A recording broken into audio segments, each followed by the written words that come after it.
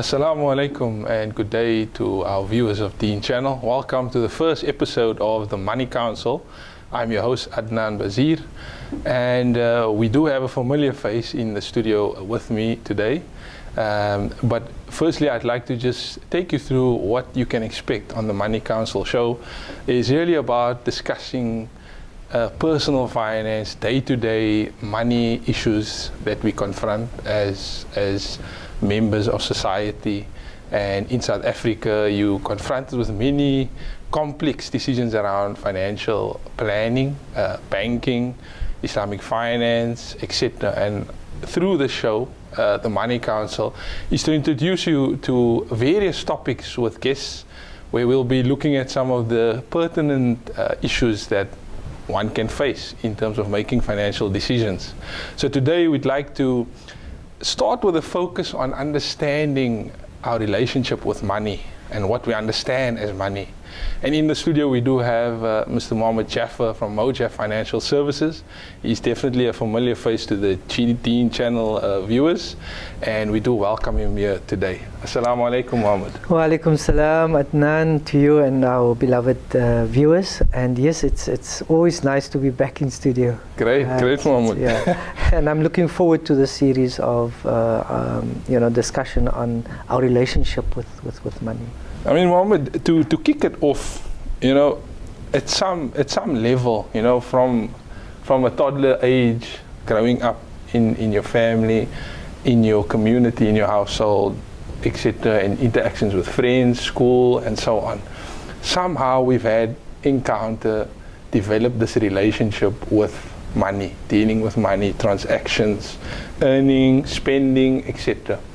And we'd like to focus on this theme around understanding what money means to us, the relationship we have with money, and how it actually influences our behavior over time through our life. So when we, at school, when we in university, when we start our first job and you build your family life throughout time, you reach your pension years, where you're now a seasoned player, so to say, and how this affects our behavior over time, the relationship of money.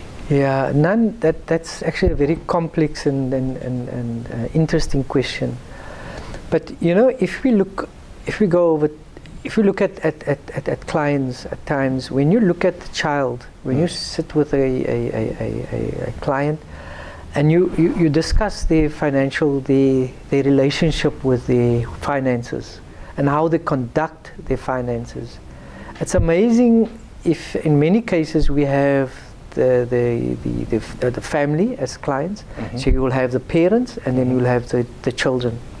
And so it's amazing. Generations. Yes, and okay. it's amazing that you can see the relationship. If you see that the child acts in a certain way when it comes to his finances, it's amazing. You'll find in most cases, you'll find that the parents conduct themselves exactly in the same way. Yes.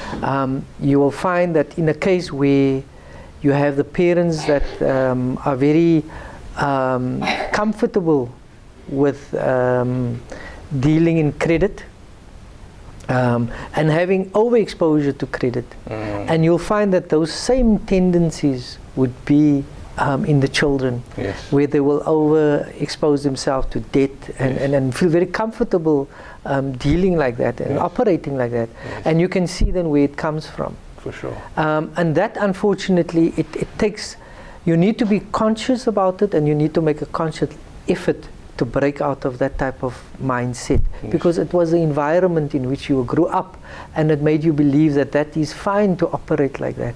Mohammed, would you say, getting to that level of consciousness and being mindful of what money means to you, to your family, and how you're making decisions, whether you're deciding to take on credit or whether you're trying to curb your spending so that you can save and so on. I mean, does that speak to an individual's values and in terms of what is important to them in life? Absolutely, Adnan. I always say that today we live in an instant gratification period.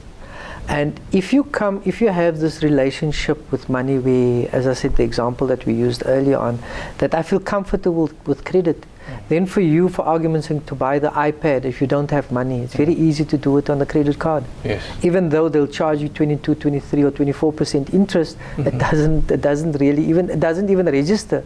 It's the fact that I want that iPad and I want it now. Yes. Whereas it needs somebody to consciously say that I actually don't want to be indebted. I don't want to deal with my finances with credit. It needs to be, you need to make a conscious effort that I'm going to first save up for that item and then buy the item. So it is, at that point in time, it is actually, there needs to be a change in mindset to be able to move over. Because if it is that the way you live, the way you project yourself, the way you dress, yes. if that is more important than your financial well-being, then obviously it's a challenge. Yeah. And I mean, it's a common thing. I mean, I can speak for myself as well, or for anyone that matter. You know, just confronting individuals in your life, whether it's friends or colleagues or acquaintances, people you just meet, and you somehow have this behavioral sort of adaptation when you trying to assess someone just by their wealth that they have. You look at the car that they're perhaps driving, or the title that they held as a professional, and you kind of make these assumptions of, okay, that person is wealthy. I mean, you just before we started with the interview, you shared a scenario with some of your clients that come from poor backgrounds. I mean, where does that that whole assimilation or connection happens? Yeah, no, that's actually it's a very interesting phenomenon. You'll find that for some people to drive a certain car, to live in a certain home, to dress in a certain manner is very important, because that speaks to my status, that speaks to the image that I want to project, what people think of me. And for some people, I would say, unfortunately, that's more important than what I actually have in my pocket, yes, or what I have in the bank. Yes.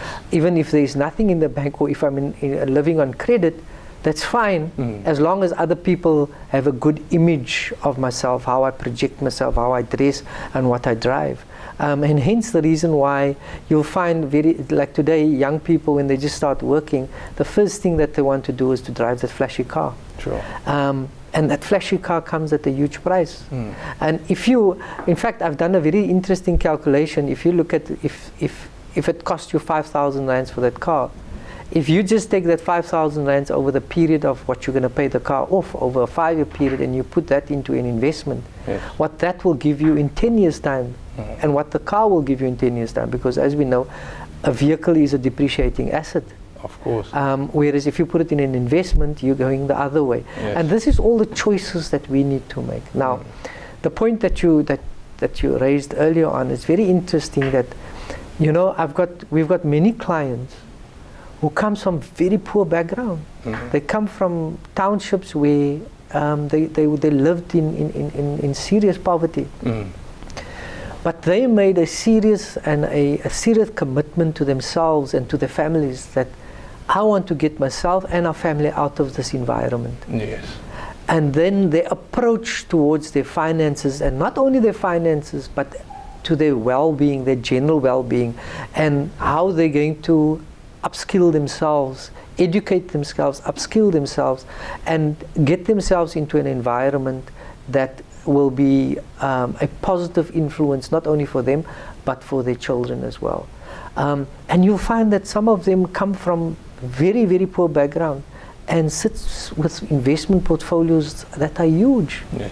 But that comes with firstly, as a change of mindset. You need to set your goals, and you need to then work towards those goals. And also about your priorities.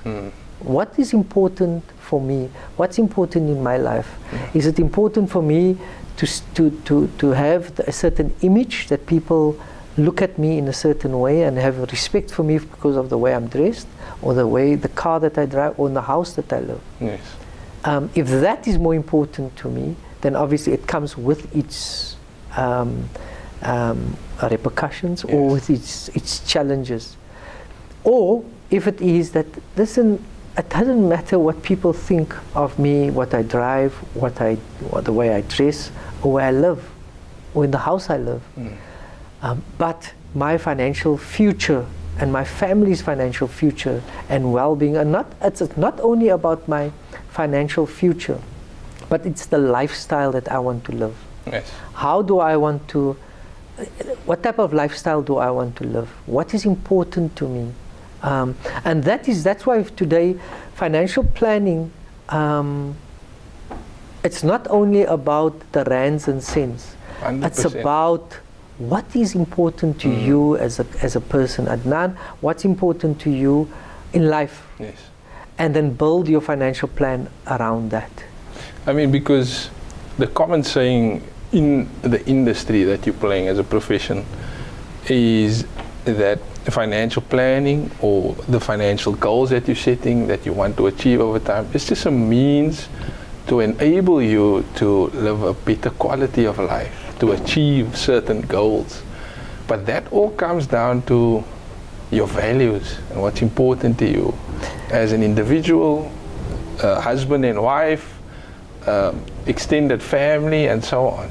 Absolutely. That's why you find that, and I suppose this is the dichotomy. It's the challenge that we have. Easy, that many of us come from very poor backgrounds. There were times when there's no food at home, that you go to school with no shoes, and when we go through those periods.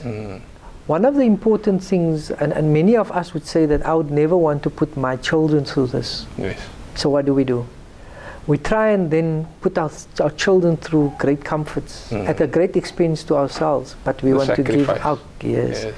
So we want to give our children the best. Yeah.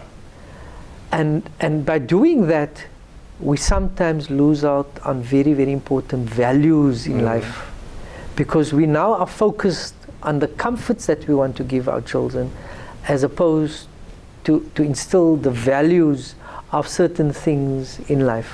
100%. As I will remember, there was a very well-known lecturer in the US that said that today that the jails of America is filled with the children of professional people, because while those professionals are chasing the world in giving the children what they didn't have, but in the meantime the children are yearning for what they've got in abundance, but is not sharing that with him, and that is love. Indeed. On that note, Mohammed, we'll continue on that topic and theme just as we go to a short break. We'll be back soon.